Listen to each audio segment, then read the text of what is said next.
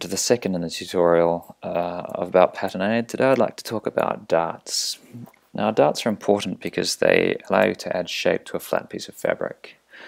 So for this demonstration I have this just a demo bodice front panel here that I'd like to use. So I'd like to add a dart to this shoulder piece, so I'm just going to zoom in a little there.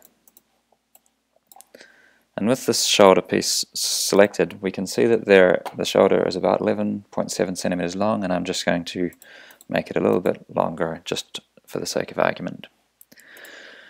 Now that shoulder is comprised of 3 knots, one in the middle that allows us to add a curve to that shape. So with that knot selected, we notice that we have controls here for adding a dart, and I'm going to add a dart right into that shoulder as you watch. Now,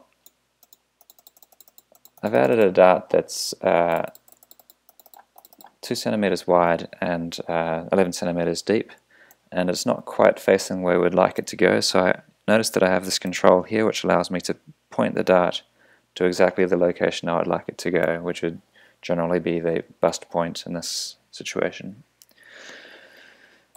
Also note that we have handles here, and they aren't quite in alignment because of the spread of the dart. These will allow us to close the fabric down to a completely flush finish, so that is intentional.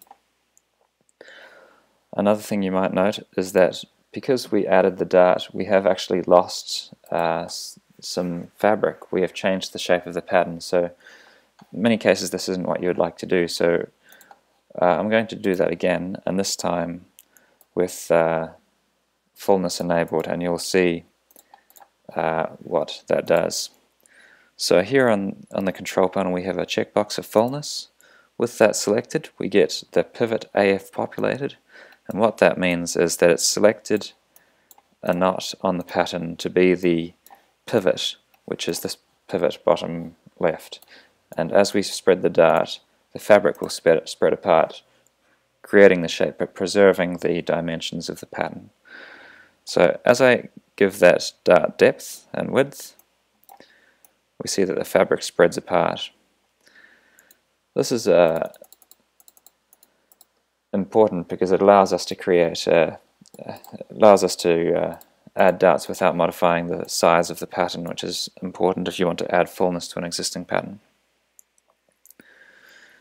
Now, another common action within pattern making is to move a dart. So with that dart selected, I'm going to show you how I would go about moving that dart to the armhole here.